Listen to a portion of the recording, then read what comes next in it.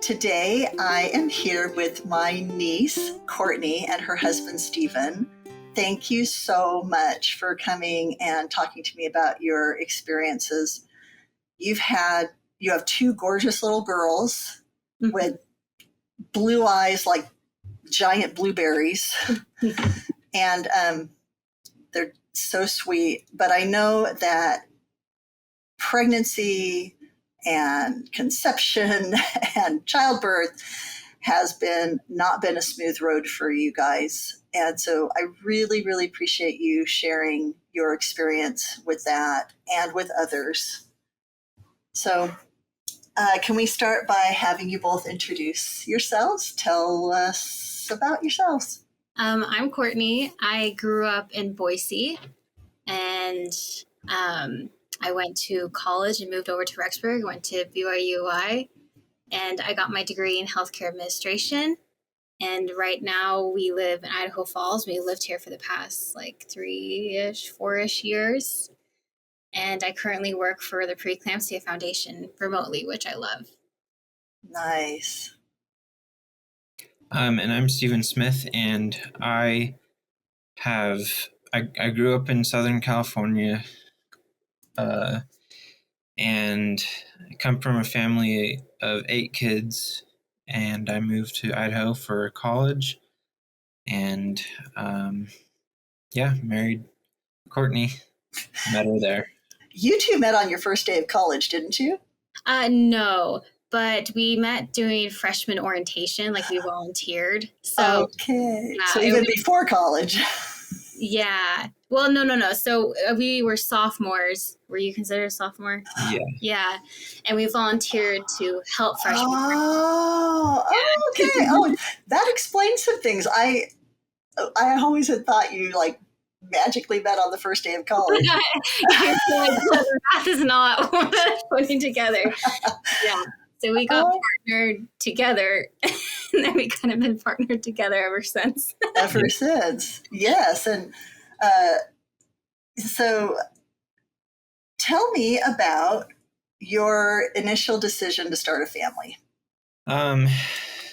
So I first brought it up, and we were talking about what we wanted with a family and what the future holds. And it wasn't always a clear picture of what we wanted. We would talk about, hey, maybe 1-2 kids is good, or maybe 4 kids is good, but it always changes from when you first talk about it to when it actually happens. And I wasn't super excited. I've never been someone who wants to hold all the babies. I was kind of I don't really care that much. So I was really taken off guard at first because one day, one day. Because at this point, you guys had been married for how long? Probably a year and a half. A year and a half. Going on 2, pretty close to 2. Yeah, that's when we actually started talking about it more seriously. Yeah, because I had a semester left of school. Stephen had a year. So we're kind of at that point of what do we do? Yeah, what's our next step? What happens? Yeah. So we kind of decided when it happened, it happened. We weren't in a rush or anything like that. But we got pregnant pretty quickly. So the first time I got pregnant was actually when Stephen had his internship in Alabama. So we were living in Alabama. And we're this is pretty exciting. And then I don't know, a week and a half or so later, something like that, after the positive test, I started bleeding really heavily and clotting and stuff like that. And so we were really scared. And it was a Sunday in deep South Alabama. Nothing's open, right? Yeah, nothing's opened. I remember calling my parents, being surprise, what do I do? Right. And they're well, maybe something's, wrong, go to the doctor. So the only doctor that was open was some urgent care, I think. Yeah. And they said, well, if you're considered pregnant, we can't do anything for you. And so let's just go to the ER. Oh, wow. Wow. So you couldn't even go to the urgent care. You had to go straight to the ER because you'd had a positive pregnancy test. Mm-hmm. Yeah. Oh, wow. So we went there. We hung out there for a really long time because they weren't in a rush, and I wasn't that pregnant either because I just was I just got a positive test 2 weeks ago. And it Right. was kind of not fun Yeah. at all. The doctor really took us like not seriously. Like basically thought I was making it up because I didn't test positive on their things, which makes sense, I guess. And so the nurse there basically told me like, "Oh, you probably had a chemical pregnancy," and that's like the first time I had heard about it. So basically, a chemical pregnancy is you have enough of the pregnancy hormone to test positive on like a test strip. Uh-huh. But if you keep testing, you'll kind of see the line go away. So you're Interesting. basically like, it doesn't implant into the uterus. Okay, so fertilization has happened, but not implantation. Yeah, basically dumbed down. Yeah. Okay. So you have all the hormones, like as dumbed down as I can understand it, is you Right. have, like all the hormones and everything like that. It just never really implanted. So usually your period is delayed. It's a couple weeks. Oh, yeah. So if you're not like tracking or anything like that, you probably just think, oh, it's my period's late, just a heavy period, kind of thing. Right. Wow. And so what did you think about that, Stephen? What was going through your mind? I just wanted to take care of my wife, and best thing I could do was like help her. I think I went to the store and got like, feminine products for you while you were bleeding at home in our apartment at the time. And I don't know, I just did what I could. That is a good man that will go to the store and buy stuff for his woman, right? and I think you have a sister, but you mostly grew up with brothers, right? Right, yeah. So this was not a big part of your world growing up, I'm guessing. Yeah, not at all. But was he a good support for you? Yes, yeah, definitely. I don't think it hit us until we were like completely home, and a few days later of kind of like, oh, like this happened. Right. So then did you get any guidance after that? What happened next? We just kind of moved on from it because we were in Alabama, so I wasn't like in my normal doctor or anything like that. And then we had moved back to Rexburg, I believe, got pregnant again. Same thing happened. And then the next month, the same thing happened. So at this point, when it's happening 3 times in a row, what are you thinking? Just can't get pregnant. And I do remember one time, like, I don't want to do this ever again. Yeah. Yeah, because it's like, and there was really no guidance at the time. And the doctor I had at the time wasn't super helpful either. Because it's one of those things where it's like, I don't know. Like, I feel like there's just not enough research in maternal health either. So maybe years down the road, there's more of like a protocol with that. But right now, there really isn't, unless you're undergoing like fertility treatments or something like that. That's interesting. And then the next time we got pregnant ended up being our oldest daughter, which I was scared to test. I waited a long time to test just to like wait to see if I was bleeding. But yeah, that one stuck around. So we were happy about that. But I know did that start out feeling like a normal pregnancy? Because I know it did not end up being a normal pregnancy. Maybe you guys can talk about that. Yeah, it was normal, especially considering I didn't know what a normal pregnancy was like at the time. Being my first, like, clinically recognized one. Like since you're like, oh no, I'm the girl who gets pregnant for 2 weeks, right? Yeah. Like, I was really nauseous and everything like that. And we were really excited actually seeing something on the ultrasound. And yeah, it's just didn't expect anything but the norm, and made it to 20 weeks and found out it was a girl. And we were super excited about that. Okay, and then what happened when things started to shift?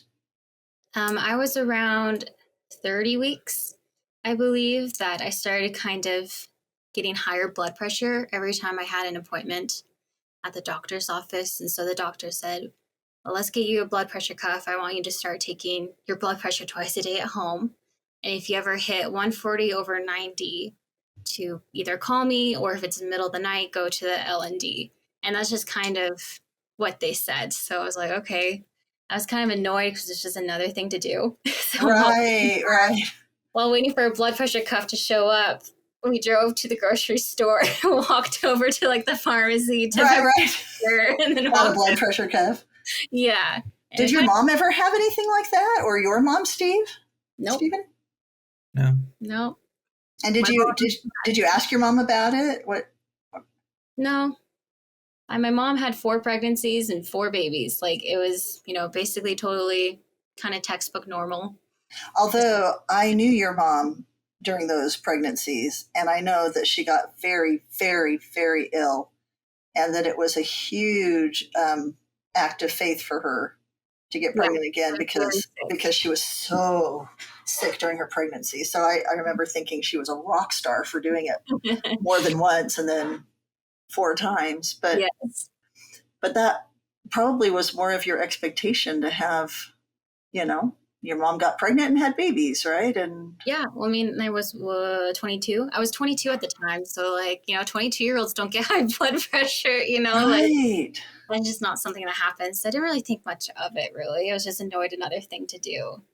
And then I went to a doctor's appointment, right? Yeah. No, I checked sorry, this happened like 5 years ago. So right. Sometimes a little. Yeah, so that's okay. My blood pressure, and I hit 140/90. Right. And then I called you while you were at work to tell you what happened. And then I said I have to go straight to the doctor's office. So I went to the doctor's office. And we had only one car at the time, so I drove the car.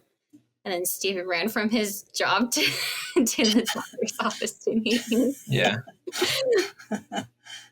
Okay, so looking back now where you are and what you have learned. So in other words, you had preeclampsia, mm-hmm. right? Yeah. Something that women, when they're pregnant, or, you get some education about. I'm not sure it's real good education. I mean, in my case, I was married to a physician, so maybe I was a little more aware that we were supposed to be watching my blood pressure. But now when you look back at you, 22, young, first viable pregnancy, now that you know what you know about maternal health and preeclampsia, what would you say to yourselves back then?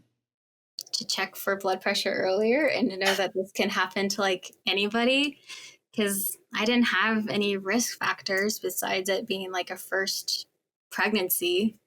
I didn't have really any family history of it. My mom, my grandma, and so forth. So and I had no idea what it was. So when I went to that doctor's visit, they told me I likely had gestational hypertension and then was just going to watch me. And they scheduled for a couple of visits. So then when I went to my next scheduled visit, they sent me straight to the hospital to do a 24-hour urine test to see kind of if I had preeclampsia. At the time, I didn't know that's what it was. They just sent me straight to the hospital. Did you feel sick or? No, I didn't feel sick. Looking back, I can see that I was really swelling, that I was swelling a lot, but I felt totally fine and thought everyone was overreacting, because I felt fine. Because to be clear, if it's left untreated, what happens? Mom can die. Right. Mom and or baby can die. Yeah. Do they suffer a stroke or what? Mm-hmm. So preeclampsia is pre-eclampsia, and eclampsia is seizures. So preeclampsia is basically the precursor to eclampsia. So once it gets past that point and you have a seizure, you have eclampsia. It can also be HELP syndrome as well, which is, oh gosh, I can't think of the names of the acronym, even though I say it all the time. But basically what it is your liver is starting to shut down with HELP syndrome. So it's a more severe variant. Wow. Yeah, your organs start dying off and your health just plummets. Wow. Yeah, it's not fun. Well, we take for granted in the U.S. that pregnancy is, just a really, it is a normal occurrence in life, but we take for granted that it's without much complication, right? You get pregnant, maybe your body feels weird, maybe you don't sleep well, maybe you don't feel good all the time. But we don't think of it as truly having the possibility of being a life or death situation. Yeah, exactly. So at this point, you guys are still both just blissfully unaware. Yeah, basically. Yeah, so my first hospital stay ended up being 3 days because they were testing for urine. So what they had to do is they stuck me onto the L&D unit, and they basically put like a little hat, like a toilet hat, you know what those are, into the toilet. So every time I need to use the bathroom, Right. the hat, you know, instead of the toilet. And then the nurse would take the hat and pour it into a bigger jug because they were collecting how much protein was in my urine. But since I was in the L&D unit, and if a baby was being born, that's where all the nurses were. Okay, so what does LND stand for? Labor and delivery. Oh, okay. L and D. Okay, labor and delivery. Got it. Okay. Okay, so so they're taking care of babies and Yeah, filling in. so if the hat of pee got too full, that became Stephen's job to pour it into a jug, which is true love. That's right. So Stephen, what were you thinking during this time, you know? Oh, I just wanted her to be healthy and safe, and I knew she didn't want to be at the hospital, and so I wanted her to be able to be released, and that just ended up taking 3 days for them to release her back. And yeah, I don't know, it's hard to think that we went to the hospital before she even had to deliver, and she had to be monitored constantly, and they still let her go back to her normal life. I know they had gave you steroid shots for the baby's lungs and other development, so that was important. Right. Just in case they would have to do an emergency delivery. Yeah, and looking back of like what I know now, I probably should have been delivered then because I got much worse. But at that point, the goal was like, you know, let the baby grow more and mom's Sure. okay enough, you know, because it's one of those kind of balancing acts of you don't want the baby born more early than it has to be. Right. So when they released me on strict bed rest. But I ended up going to the doctor's office or the hospital like almost every day for the next week and a half until it was time to deliver. Yeah, pretty much the next doctor's appointment you had was the doctor said you're going to be delivering within 5 days, and that happened. So Whoa. 5 days later, you had So more okay. emergencies and you went in. Okay, so at how many weeks was Corabelle delivered then? 35 weeks and 3 days. Okay. Yeah, so at 34 weeks, basically, they're like, you have like 5 days left. So Wow. because my blood pressure was so high, it wasn't being able to be managed by high blood pressure medication. They kept upping my dose. And it kind of got to the point that the highest dose I could be given just wasn't managing it. Like I was hitting 160 over 100 like constantly. Like Right. Were you ever afraid for her life? For her? Yeah. I remember thinking that, well, she might not make it, but it was a thought that I sort of pushed away and out of my head rather than dwelled on. So I just tried to be as strong as I could for her. Right. And that seems really normal. You know, you always, I think, tend to be hopeful going through difficulties, right? It's when, you know, the ultimate tragedy strikes and that you can be even very, very surprised.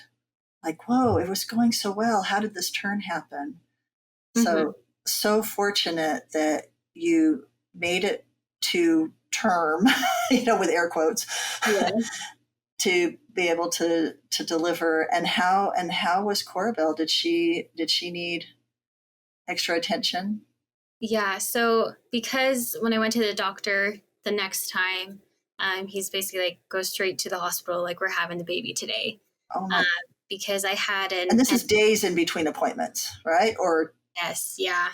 So this was the day of her birth. I had an appointment of just a checkup, just to see how things were going and stuff. Because basically it was like day by day. You could deliver today, we could keep you pregnant another day, kind of thing. So I went to that appointment because I had a non-stress test the day before at the hospital because it was Memorial Day. So they had me do an ultrasound and a non-stress test at the hospital. And they were picking up contractions, which I didn't feel. I felt like they were just here moving around. Right. So then I went to see him the next morning that day. And so they're like, can we check to see if you've been dilated? Because you had, according to this, no contractions. I was like, yeah, sure. So I ended up being like 4 centimeters dilated. Oh, wow. Which I must have like way good pain because I didn't even notice. I didn't feel it. So he's like, we're sending you to the hospital right now to have the baby because, your pressures are too high. You're already dilated. Let's, get this going. So they get me admitted to the hospital. He breaks my water. They get me started on magnesium sulfate, which is, quote, the treatment, unquote, for preeclampsia because magnesium is supposed to basically I can't think of the right word for it, but it's supposed to prevent seizures. Wow. Does it bind to the protein or? I don't know the science exactly. That's okay. It doesn't matter. But somebody with medical knowledge listening is like, Yeah, so that's what it is. Like it's supposed to be an anticonvulsant. Sorry, that's the right word. Okay. So it basically I guess in layman's terms, slows down the body. Yeah. In turn, it sometimes can lower blood pressure, but that's not its main, medication. Okay. Just happens to do that sometimes. Which makes you feel horrible. It's like the worst flu on steroids. You just feel hot and shaky and just out of it. It just makes you feel so horrible. So you're having this birth experience that is not like the movies. Yes, completely opposite. Okay. So let me ask you this. Do you ever talk to other parents and compare birth stories? Oh my gosh, I don't say anything unless someone asks me. Especially if it's a first-time pregnant mom. I don't really want to say it besides make sure you check your blood pressure. I don't offer up what happened unless they specifically ask because it's not the ideal birth experience. Right. Do you ever hear others be like, "Oh, it was the most beautiful day ever"? Oh everything. Do you ever hear those stories? It makes me so mad because I wanted that too. I deserved that too, Right. But I never got it. I guess with our next daughter, I kind of got it in a way, but Yeah. I never got it. I mean, your body was spending so much resources trying to keep you alive that you didn't even dilate any further from where you were. Oh, wow. So did you have to deliver C-section? Mm-hmm. Yep, because Cora was also having D cells. So it got to the point that she was decelling and my blood pressure was so high. With her heart rate. Mm-hmm. Okay, that's what decelerating. Yeah, so her heart rate. Her heart rate was slowing down to a point where she needed to get out of. She was in danger. Yeah, so they rushed me to a C-section. So oh my goodness. I didn't even see her when she was born. Sometimes C-sections, they lift the baby above the curtain. Yeah. I didn't see her at all. I heard her. And I remember the whole way, as they're rushing me down the hall, asking, oh, is she going to cry? Is she going to cry? She can have the NICU? I know she's not term. Right. And they just wouldn't tell me anything. Right. Because they were worried she wasn't going to be. Right. Born alive. So I heard her cry, which was amazing. I didn't see her, but they have a window straight into the NICU from the OR. So you just kind of put her straight into the NICU. Yeah, so I was in the delivery room and my wife was getting wheeled out and taken care of, stitched up or whatever. And then my baby went straight to the NICU. So like my role, like, where do I go? Where do I follow my wife? Do I follow the baby? Right. Take care of, and it's not always clear what to do. So, I mean, I went to the NICU and I held my daughter's like hand and foot and stuff. Got some pictures really early on, and I brought those pictures to Courtney so she could see our baby. Wow. Wow. You guys went through a lot that day. Yeah. It was a lot. I don't remember a lot of it. Most of because I had a 6-day hospital stay due to how sick I was. And so it all kind of blurs together. Like, I can't tell you what happened on each day, really. It just all blurs together. Yeah, Courtney was really sick, and they couldn't even, she wasn't able to even see Cora for the first 27 hours of her life. Oh, wow. That's a long time. Yeah, because I was so sick and had to be in bed, and she was in the NICU and couldn't leave the NICU. Right. So the first time I met her and saw her was over FaceTime. So Stephen was in the NICU doing skin to skin, and he FaceTimed me, and I'm just bawling over it. Yeah. At that point, you were like disconnected. You felt so disconnected from your kid that the baby that you just birthed, and it was hard for you emotionally. And how did you feel, Stephen? Did you feel connected or did you feel conflicted? I felt connected. I was able to do the kangaroo care and do skin to skin, and I fed her first bottle of formula. And that was a really important experience for me to have, so that I could, I don't know, represent the parent Right. in the hospital. Yeah. Welcome her into the world. Right. Show her that she was loved and wanted. Mm-hmm. Yeah. Wow. Yeah, you guys went through a lot. So how did this affect you when you decided to get pregnant again? It was hard because she was in the NICU for 15 days. She was considered like a feeder and a grower, so she didn't really have anything wrong. She just was too early to have the sucking reflex. Mm-hmm. So she had a feeding tube in her nose to eat. And it was kind of traumatic for both of us. We would go to the NICU as soon as I was discharged. We would go to the NICU first thing in the morning, stay there till like 1 or 2 a.m. and head back home. And as soon as we were back home, we were just tears. We would cry ourselves to sleep every single night because it's scary. And we just didn't want to go through that again. And we knew that I had a higher risk of having preeclampsia again. And so we just kind of sat with that information for a long time. And then I ended up getting a blood clot. So we kind of had to wait for that to pass and be off that medication because that medication would cause birth defects. So we sat with it for a good while. So we had, I think 4.5 years before we got pregnant again. Right. Yeah, something like that. So like in the Christian Mormon world that we're in, that's like a long time between. Right. Okay. Did people ever comment? Do you think people made assumptions about your family or your choices? I think a lot of them were like, well, it might not happen again, like, but you don't know kind of thing. It's right.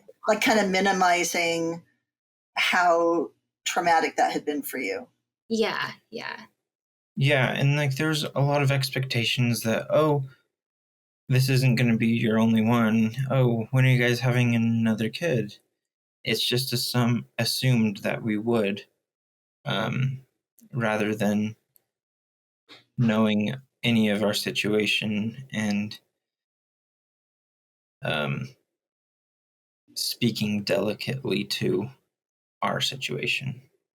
Right.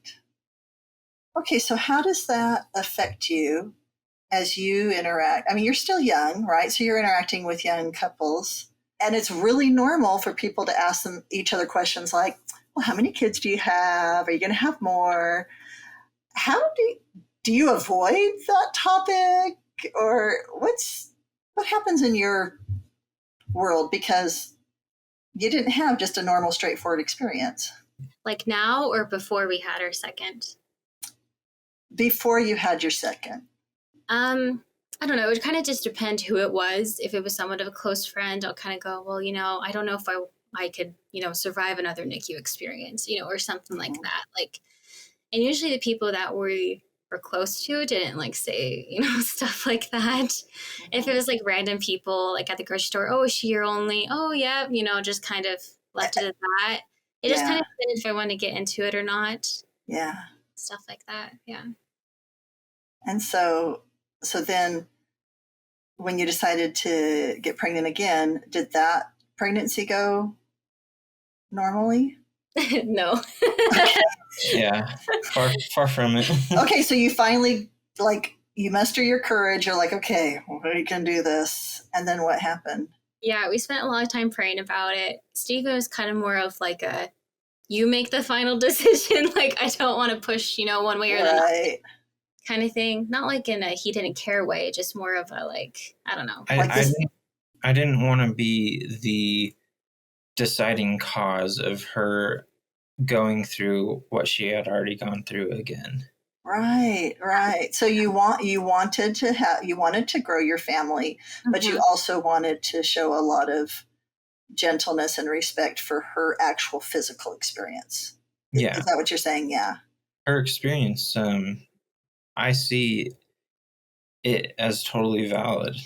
Yeah. I'm not one that will ever unvalidate her experience. And so I'll do whatever I can to make sure that she goes through the process of taking good decisions. And we did make a good decision. And you got pregnant.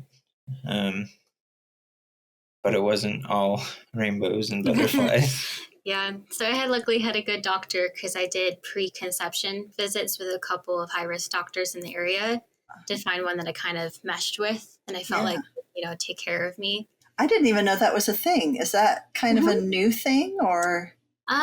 Yeah, it might be kind of new, but I don't think everyone does it. You know what I mean? Because it's like if you have normal experiences, you don't really right before, Right. It's called maternal fetal medicine, which is who's the high risk kind of pregnancy doctors that take care of, all the high risk things. So it took a couple months for us to get pregnant. When I finally got pregnant again, we were so excited. And then it was pretty short-lived. I started bleeding, I don't know, like 4 days after the test or something like that.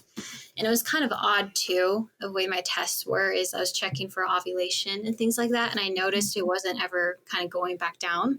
Right. So I started to take a pregnancy test and it being positive. So we're already kind of like, oh, well, maybe it's not like, quote, real, unquote, stuff like that. And then I started bleeding very severely, had really bad cramps, just so sick, just horrible. And so we're like, oh, we're miscarrying again. This is it. But something just kind of didn't feel right. And I already had established care with a doctor. So the next morning, I called the doctor's office, asked to be seen by anybody, and gotten seen. And I saw a midwife there and they took some blood work. Basically, it was like, according to your periods, it's off, but you show up on our test as 8 or 9 weeks pregnant. Oh, wow. So your thing, you're only 3 weeks, just the way my period dates were. Yeah. So, which was just odd. So I decided to take some blood work.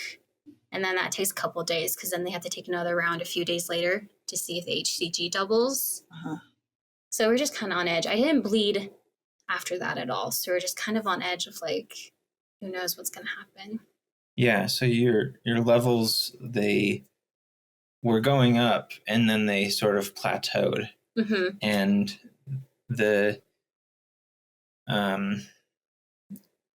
that gave us reason to do an ultrasound with so my doctors. levels were high enough that they should see something on ultrasound. So they had to come back and they did an ultrasound. And I've had an ultrasound early pregnancy before, so I know like what should it look like. And I didn't see anything, like it didn't look. And the tech was spending a lot of time over by my ovary. Yeah. And just was really quiet. And it was like, Stephen wasn't with me. He was at work these whole times. Right. At this point, I had called up my parents to tell me what had happened, and they took our oldest. So Stephen's at work not even knowing like all this is happening because I just had to go in middle of the day. Right. Anyways, so then the tech says, oh, the midwife will talk to you about it. So the midwife kind of goes, okay, well, we think you might have an ectopic pregnancy. We don't know. It's called pregnancy of unknown location because you have HCG, but we don't see it in the uterus. We can't tell where it is. And an ectopic pregnancy is dangerous, right? That's in the fallopian tube, right? Yeah. Mm-hmm. And right. Yeah, I don't remember how large my cyst was, like 3 or 4 centimeters, something like that. I had a large cyst in my ovary that was bleeding out, which was that all the free fluid in my belly was. Oh my goodness. And so she's like, it's at the end of the day, the doctor come in first thing in the morning, but if something happens, like you feel sharp pain, you faint, whatever, go straight to the ER and say you might have an ectopic pregnancy. Oh, that must have been a very fun night. Yeah.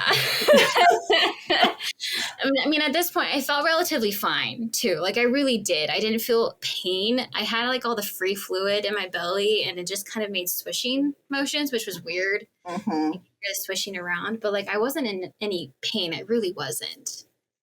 And so the next morning, we get to the doctor's office. The doctor didn't realize I was coming in to see him because it's his surgery day. So the receptionist had to call us back later. They took more blood work and stuff. So finally we got a call at like 2 p.m. or something like that he can come and see us. So he saw us and he's like, yeah, so you have an ectopic pregnancy, and kind of explained it. And, this is how we treat it. And I was like, okay. Then it's kind of like the conversation paused. And then I was like, oh, like right now? Like we have to do this right now? Right. And they're like, yeah. And then at that point, I had just lost it because I feel like at that point, it's just not really reality until it hits you. You know what I mean? So did they have to actually remove? Mm-hmm. Okay. So here you are. You are now at this point, like what, 24, 25? I don't know. How old am I right now? I'm 27. 27. So yeah, I was 25. Yeah, I was 25. So you're young. You're 25. You've had all these pregnancies that didn't go. You had a terribly difficult first baby experience, and now one of your ovaries is being taken out. So it's just my fallopian tube that was taken out. Fallopian tube, okay. Mm-hmm. They were able to just drain the cyst to my ovary. So yeah, they sent me straight to the hospital, and I went. As soon as I got to the hospital, I was. Oh my goodness. Surgery. Yeah, your fallopian tube burst, and it was non-savable.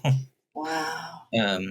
But it's an important piece of real estate when you're trying to get pregnant, right? Yes, yeah. So, yeah, that was pretty crushing, and the baby ended up being pretty far along. We were able to see it like in a little jar, little cup thing. Looking back, I kind of wish we could have taken it, but we just didn't really like think about it at the time. You know what I mean? Like it was just like.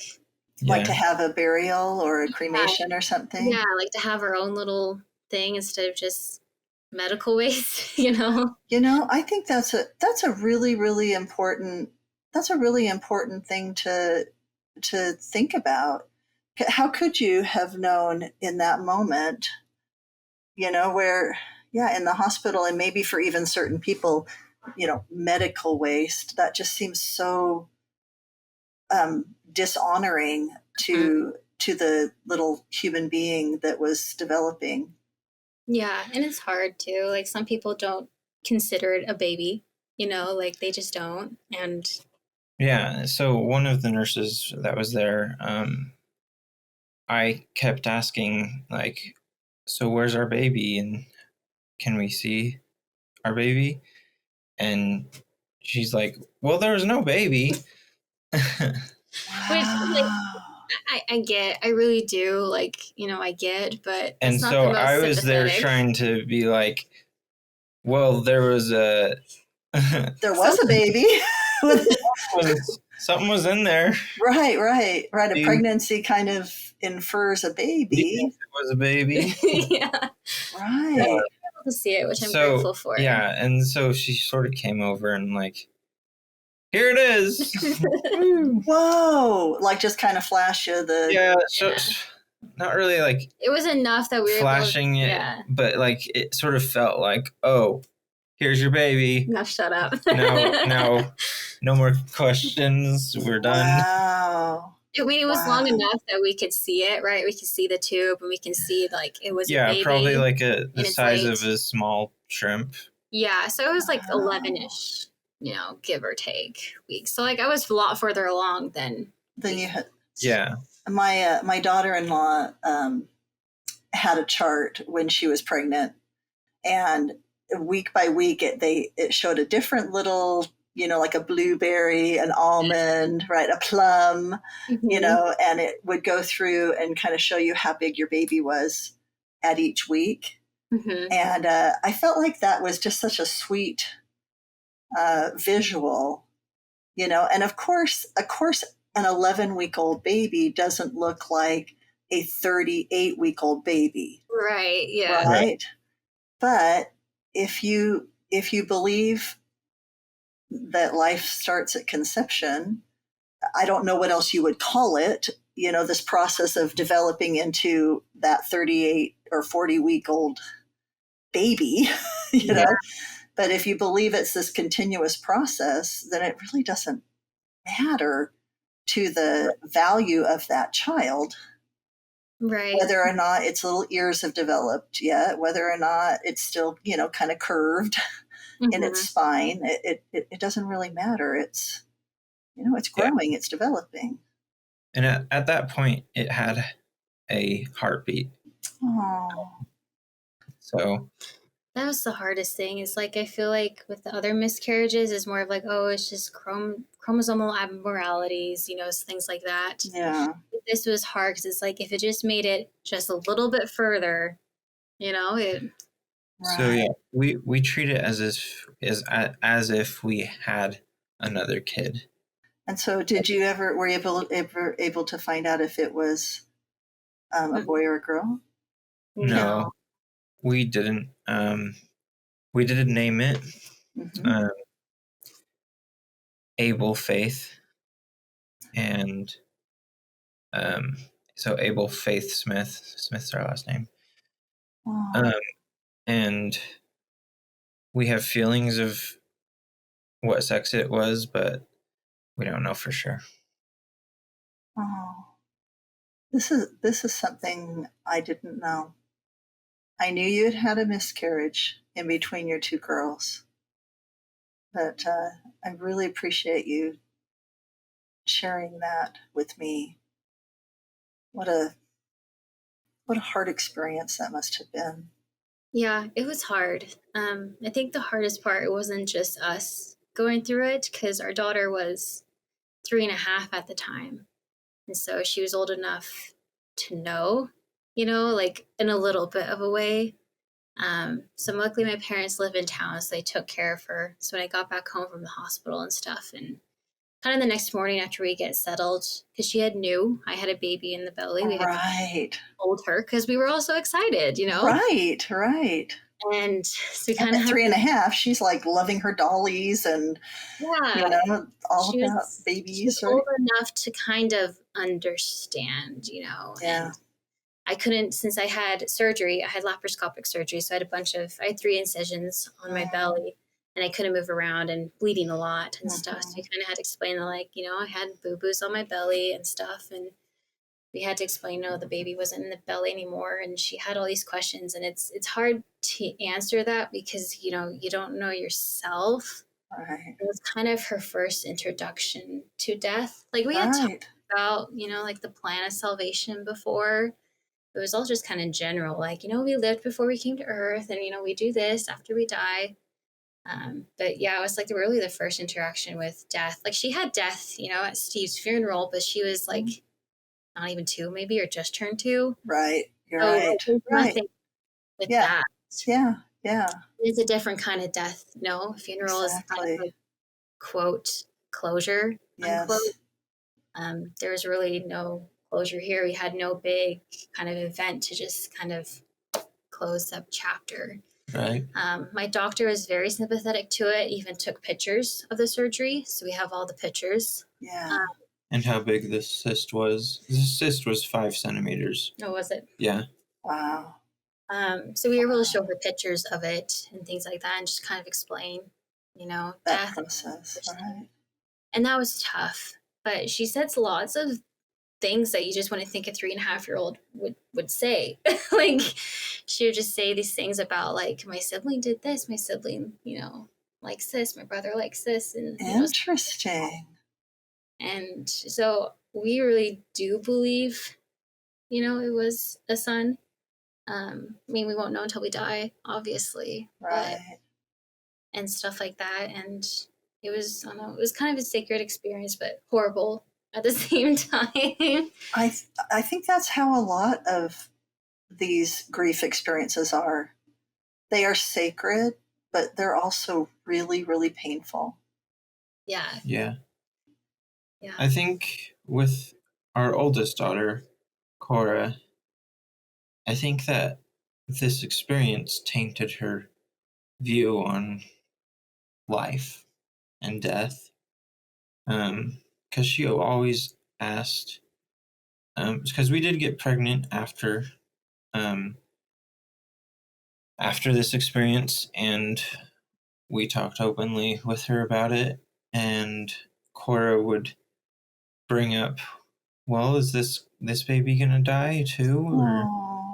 Yeah, she would ask that a lot during the pregnancy. So I got pregnant very quickly afterwards. 2 cycles later, I was pregnant again, which was crazy because I only had 1 tube left. So Right. Like, but it was working. It was a functional. Yeah, it was functional. We did get very, very lucky in having another one after. Yeah, because at that point we're like, well, we'll just see. We'll just give it a shot. Like, we don't want to prevent, because who knows, right? Right. So we did get very lucky and got pregnant very quickly after. So she would ask a lot during the pregnancy, oh, is this baby going to go to heaven too? And stuff like that. And that was kind of tough because you're like, well, no, I hope not. But, right. Well, and that's a really interesting point, right? Because if there had been no incident, I don't think most children ask that. No. They just, they might say, is this where the baby is? Where's the baby? I want to see the baby. but is this baby going to die? That's not in their vocabulary. She's 4. She's 4 at this time. By the time, right? She's 4, and 4-year-olds don't think about that. Like, it's an abstract concept. And then when you had Eleanor, did that pregnancy go all right? Yeah, it was like wonderful. I was like, wow, this is why people like having babies. Yeah. Thinking that something was going to go wrong. Yeah, I kept feeling like I was very anxious. I couldn't breathe, like, through the whole pregnancy, just waiting for the ball to drop, especially like I hit 35 weeks and then I hit 36 and 37. I'm like, holy cow, I've never been this pregnant before. Right. And I made it all the way to 39 weeks and 3 days, which was my scheduled C-section date, and made it just through. We went to the hospital. I walked into the OR and everything was like great. Yeah. You had a baby and then you held the baby. Yep. And then you took the baby home. Yeah, we took the baby home 2 days later. Like, she came home with us. We're like, what? Like, Right. Everything was smooth through the pregnancy. There was something after the pregnancy that was hard on you with your incision opening back up. Oh yeah, my incision split open while I was in the hospital. But yeah, that was tough. I had to be restitched. Yeah, that was not fun. Yeah. Right. Well, we couldn't have it just go smoothly, right? Because because you are you, right? Yeah. And I was like, are you freaking kidding me? Like, right. I made it to the end. Right. So that was tough. But going through that was a lot better than going through anything else. Oh yeah, like It's not traumatic for me. Like, I'm sure that being restitched would be for other people. Right. I was like, this is minor. I have a baby and she's she's Yeah. healthy and she's coming home. I was there holding your hand while Cora was out with the nurses walking Eleanor and the little Eleanor thing. Oh. It was like the best. Like, she got popsicles from the nurses. Oh, that's so sweet. Walking her around the hall. So how do you answer when people ask you how many kids you have? It just depends if I really want to get into it or not. You know, like random people at the grocery store. Oh no, just these two girls. That's right, and we're happy. Yeah.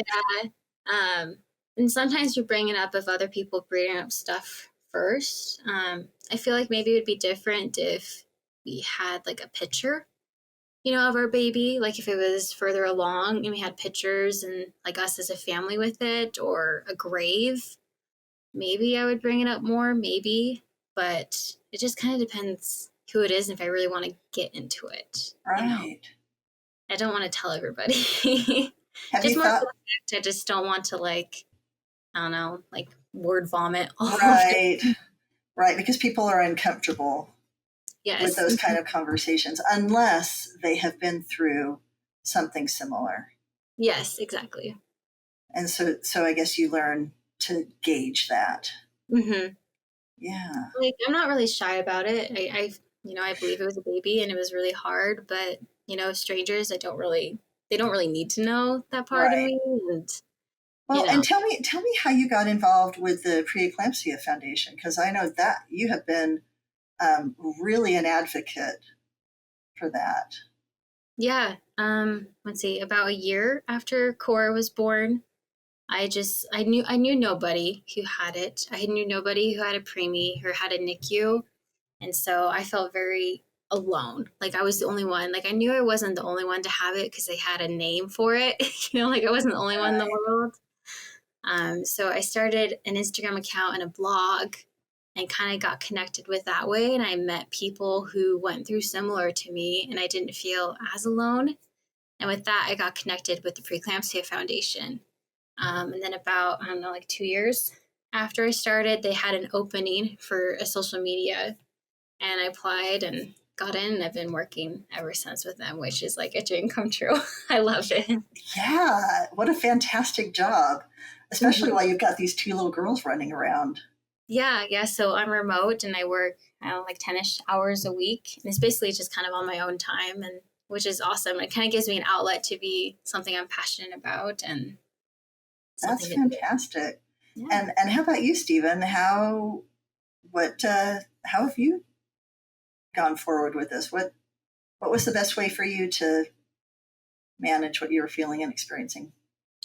I don't think feelings were very strong for a while, until about a year later, and I had other feelings arise with my family, and the combination of everything that I had gone through with Cora and Courtney and everything else going on in my life, I sort of broke down, and Courtney suggested that we go to therapy, and so we did. Good. Has that been a positive thing for you? Yeah, that's been good. I did that for probably 6 months or something like that.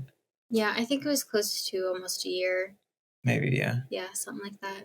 Because he went by himself for a while, and then I started going to it with him. And at the time, our daughter was not even 2 yet, so she came with us and just kind of played with toys that they had. Yeah. And it kind of gave a safe space to talk about it, because we had talked about it, but not like really in depth and going through it. Because like when you have a date night, that's kind of like, let's talk about the moment. Yeah, exactly. Like, yeah, exactly. He gave us like a facilitator, like kind of, facilitated discussion in a safe place to just kind of openly talk about it. Like we had talked about it before, but not like, in depth and things like that. And that was probably nice. You have this you have a scheduled time to unwrap it and examine it and then put it back away and have your date night and go to work and do all those other things. Yeah, and she was really great. She was a pretty good fit. Yeah. That's good. So would you suggest that for other couples? Yes. Yeah. Both individually and then going together too and stuff like that. Like, I feel like it gives you closure, yeah, and a place to move on from. Yeah. It seems pretty obvious that you guys, you have a lot of respect for each other and you are really there for each other. But did you ever feel a disconnect from each other because of the hard experiences? No, more for the fact of like, he lived through it with me.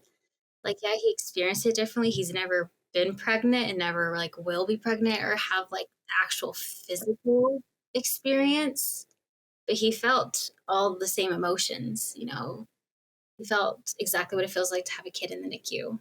He felt exactly what it's like, you know, when you're worried someone you love is going to die, you know, things like that. And the only thing I would say was hard is we were both two different people, traumatized in two different ways, trying to figure that out. So we'd like manifest it differently. I was crying all the time. I was angry all the time. You know, I was very outwardly, and Stephen was more inside. Yeah. I think with it, like, I couldn't relate, you know, every verbatim or whatever, word for word of how you were feeling. But I did relate as a father and as a husband and as a protector and a preemie parent. Mm-hmm. I'm in it just as much as my wife is. Yeah. And it takes a part of me and it's made me who I am. And it's made Courtney who she is. I love that. I love how you've come and experienced it together and supported each other. Mm-hmm. That's fantastic. How about, did you ever feel a loss of faith or did you feel an increase in faith? I've had struggles with faith since, but I know that God has had his hand in our lives and in our experiences.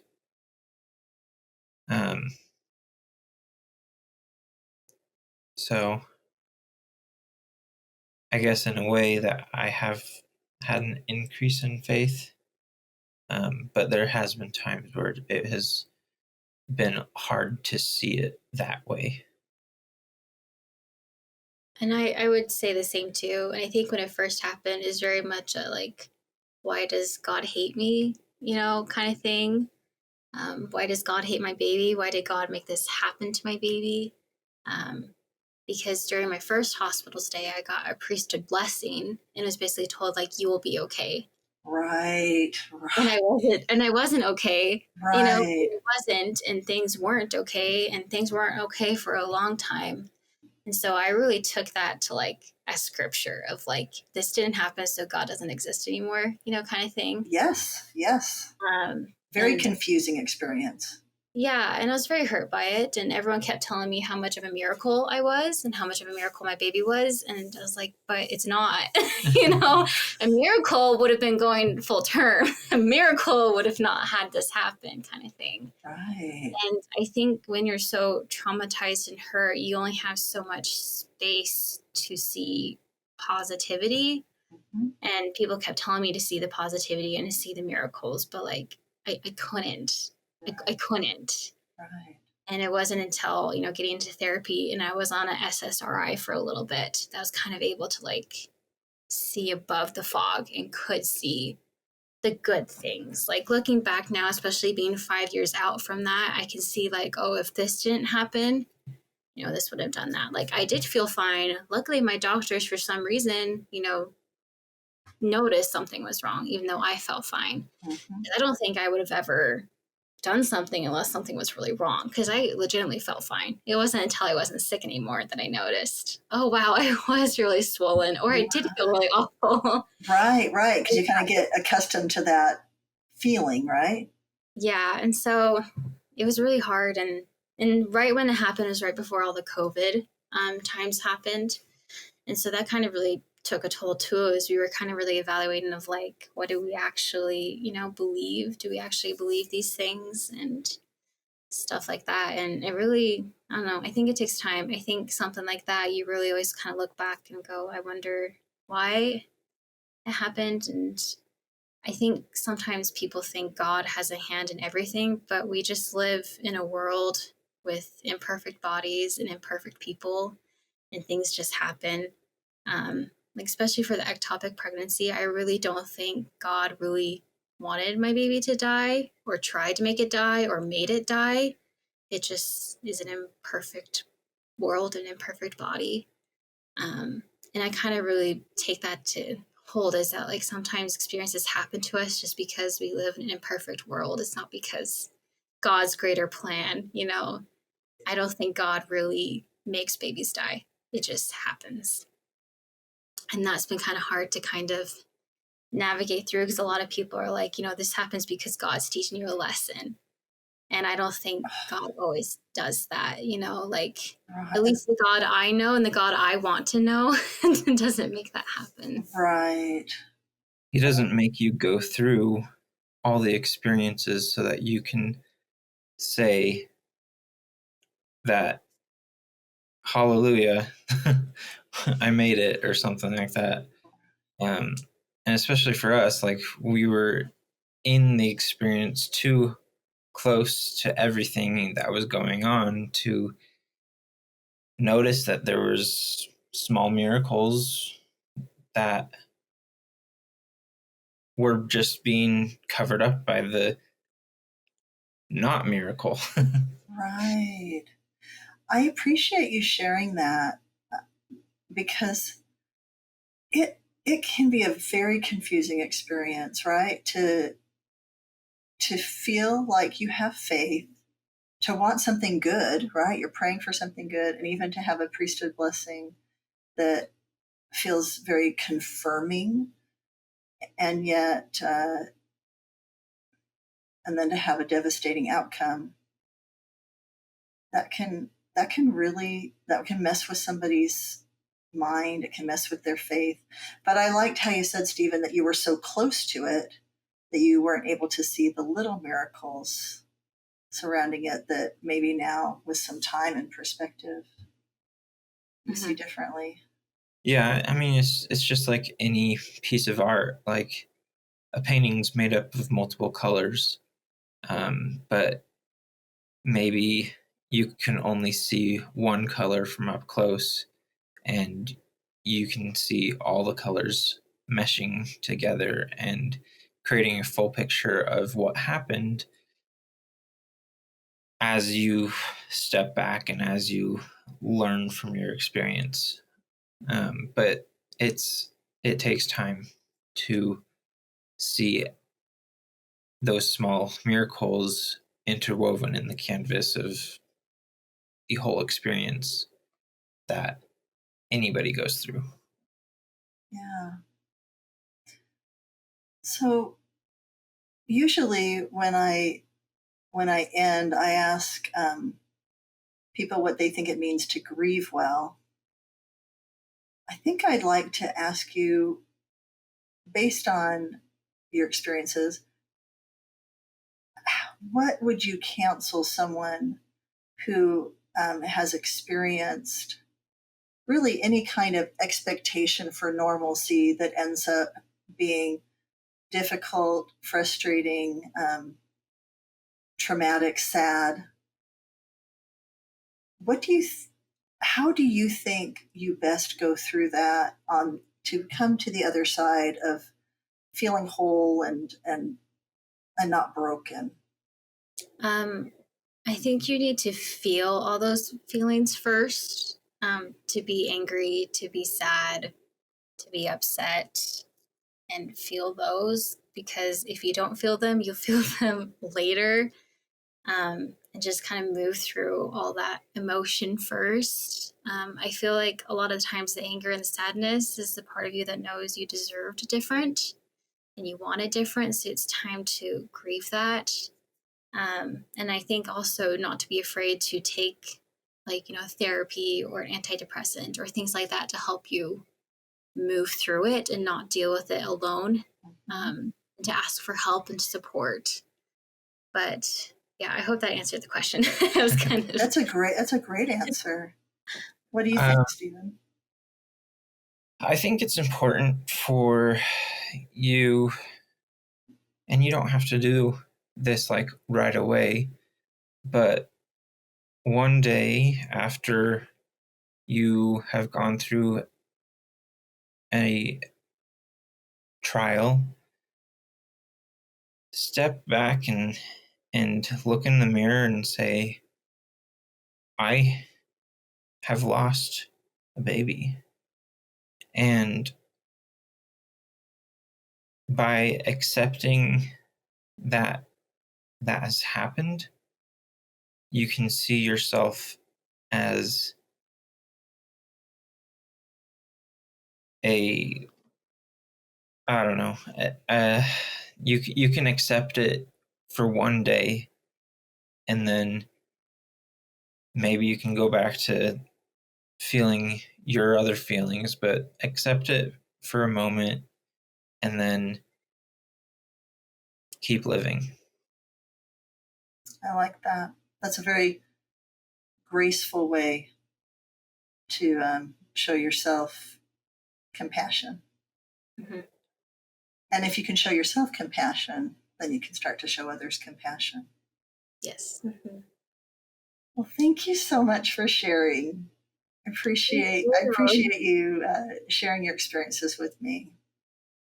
I'm grateful that you have the joy of these two little daughters that you get to raise, and I will rejoice with you when you get to meet this little baby that is waiting for you in heaven.